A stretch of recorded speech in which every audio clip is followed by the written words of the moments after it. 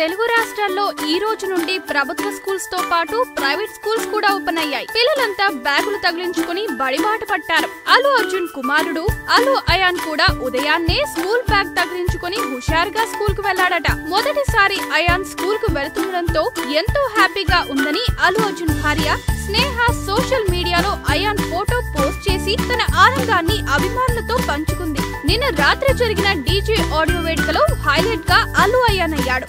వేడుక జరుగుతున్నప్పుడు మీడియాతో పాటు అభిమానుల ఫోకస్ అంతా అయాన్ పైనే పడింది. తన తల్లి స్నేహారెడ్డి ఒడిలో కూర్చొని ఏదన్నా సాంగ్ లాంచ్ వచ్చినప్పుడు మాత్రం హోరెత్తించే సౌండ్ ను తట్టుకోలేక చెవులకు చేతులు అడ్డు పెట్టేసుకున్నాడు.